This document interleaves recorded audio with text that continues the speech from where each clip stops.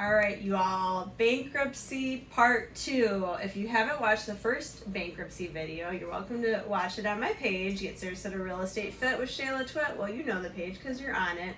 So this is part 2 of my bankruptcy story, so stay tuned. All right, gang, if you're new to the channel, again, please watch the bankruptcy part 1 video if you're curious. I know a lot of successful people that have gone through bankruptcy, so please watch that first and then come back to this one. So in a nutshell, you can learn from someone who's experienced it and hopefully avoid it for yourself. But in summary, that video kind of talked about how I got there, which was basically over leveraging, zero down on houses, and not necessarily trying to keep up with the Joneses, but you know, I thought more long term and keeping an investment for retirement, and so I wasn't thinking fix and flip and churn and burn. I was young and dumb. So part 2 is about strategizing on what you do post bankruptcy. I'm big on checklists, mindset, motivation, goals, that sort of thing. I think what for me to climb out of it was waking up early, getting a second job. You know, some people like vision boards. I think those are all great. Looking at your goals daily, talking to someone who really cares about you and loves you and wants the best for you genuinely. I know that can be hard to find sometimes. Hang on to those people. And so when you're going through a hard time, have those people surrounding you and loving on you to help you through it, because it is a really hard time, and it took me a really long time to talk about it because I was embarrassed, you know, and so, again, so many people that are very successful today, well beyond me, okay, that have gone through the same thing, and so it's humbling, but again, hopefully you learn from it. So I think that, you know, talking to people that have been through it helps, and it's kind of like it's almost like a support group, you know, an organic support group at some level. I would say one of the first places to start would be to pull out your credit card statements, your checkbook. I still have a checkbook, don't tell anybody. I'm really old school, but I also have like spreadsheets of, you know, how, because you have to have so many passwords for all of the things, like all of the places you spend money and bills and things like that. And have a spreadsheet that you can add it all up, figure out how much you're bringing home on average. I mean, I'm commission based in real estate, so like figuring out your average and then giving yourself a big buffer. And figuring out where your money goes. I like to go through line by line by line and take out all the crap that you don't like, subscriptions you're not using.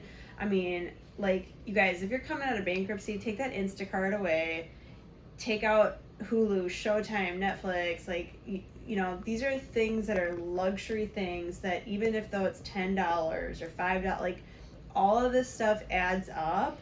And I've talked to people about this, and I won't say any names, but they're like, oh, it's just $5. Oh, it's $10. Well, if you add that up over the course of a year, you could use that $10 over the course of a year and put that into retirement, or put that toward your mortgage, or put it into savings or a buffer.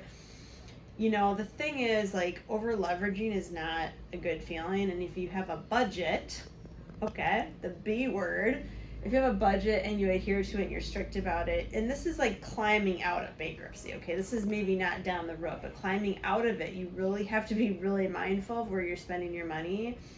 I even did like the cash out advances on my credit card, and it was like the worst feeling because interest rates have gone up so much, and that can absolutely kill you. And they'll send you a note in the mail or an email, and you just don't bother to read it.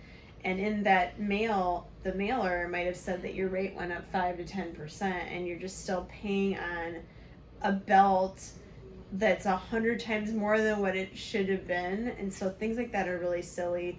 I'm a big proponent too of, and if you can do this, please do it. I have a credit card that I use. It's my American Express credit card, and I pay it every single week. So before even the bills due, I use it for points to travel. So when I do travel, it's mostly free on my points. and I like to fly for free when I do go on vacation or travel for work. So try not to pay any interest. I mean, that's where people really get caught up in it. So if you can't afford it, don't buy it. Put it on the card, knowing that you can buy that with cash. I think that is a simple principle, and it takes discipline. You know, it really does. And you just have to set your mindset to sticking to that budget, putting on the credit card, you know, cutting up old credit cards, and not necessarily closing old accounts, because that can hurt your credit score, by the way. Another cool thing, it's not necessarily directly related to budget, but you can, because now your credit score is really damaged when you go through bankruptcy, and it really takes a while, like 10 years, to really climb out of it.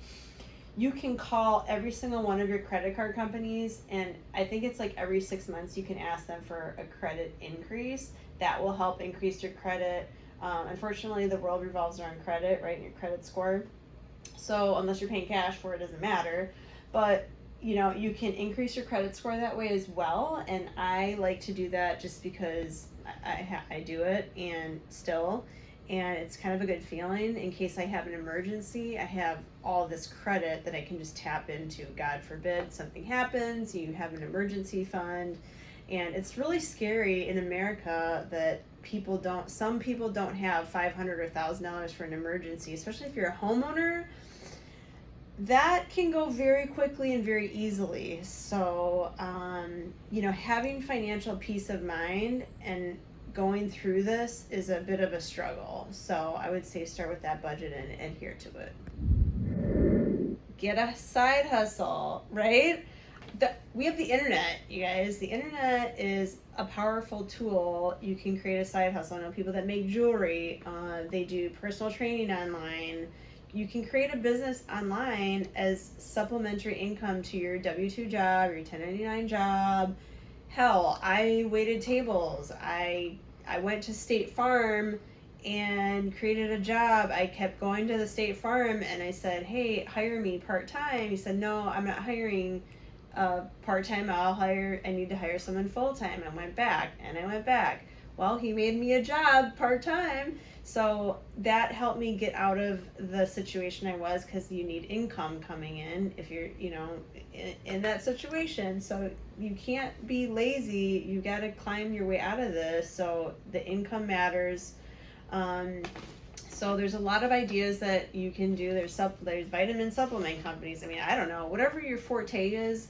I would also say don't force it. And what I mean by that is, what are you naturally gifted at? What do you naturally enjoy? The type of people you want to be around. Like your job's not going to be glamorous and glorious all the time, right? But gravitate towards something that you're knowledgeable about and that you think you could have fun with and enjoy. And in that process, money comes. So even if it's a main job, a side hustle, whatever, it doesn't matter. I would say, you know, and again, surrounding yourself with people that support you and understand your situation, even if it's just family or close friends. And so, yeah, I would say, you know, and reach out to the people that have been through it and talk through it. I think you'll feel better watching videos like this. I know that I wake up, I love to listen to podcasts, you know, just positive mindset, positive in, positive out, garbage in, garbage out. So I do talk a lot on my social media too, so you're welcome to follow me on Instagram. It's at Real Shayla Twit.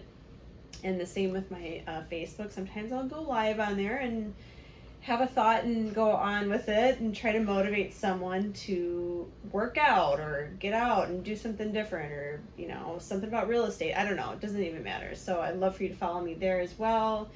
Sometimes I share the podcasts I listen to too that I think might inspire other people. And thank you for watching. This is a topic that I think more people should talk about and try to help people prevent.